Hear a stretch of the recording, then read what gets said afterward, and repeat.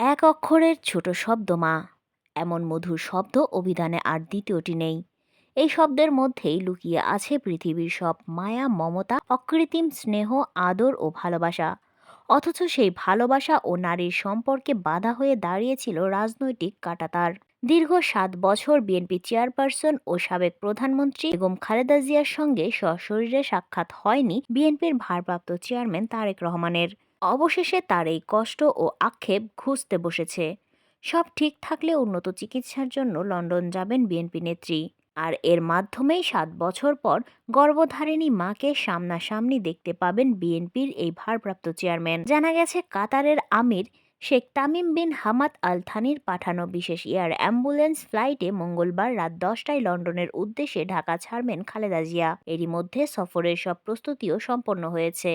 তারই অংশ হিসেবে রোববার রাতে দলের সর্বোচ্চ নীতি নির্ধারণী ফোরাম জাতীয় স্থায়ী কমিটির সব সদস্যদের সঙ্গে শুভেচ্ছা বিনিময় করেছেন বিএনপির এই নেত্রী।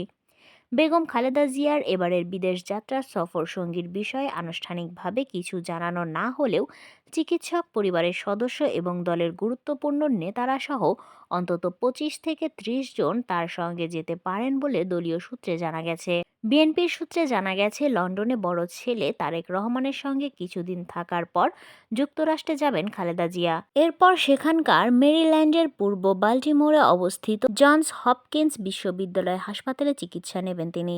ইতিমধ্যে সেই প্রস্তুতিও সম্পন্ন করা হয়েছে।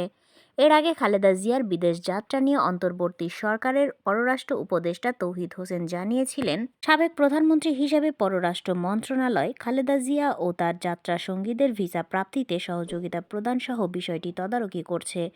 চিকিৎসা শেষে দ্রুতই বিএনপি নেত্রী বেগম খালেদা জিয়া দেশে ফিরবেন, এমন আলোচনা এখন দলীয় নেতাকর্মীদের মাঝে। তাদের ভাষ্য, যুক্তরাজ্য ছাড়াও যুক্তরাষ্ট্র ও সৌদি আরবের ভিসা পেয়েছেন বিএনপি চেয়ারপারসন। তাই ধারণা করা হচ্ছে চিকিৎসা শেষে তিনি সৌদি আরবে পবিত্র ওমরা পালন করতে পারেন।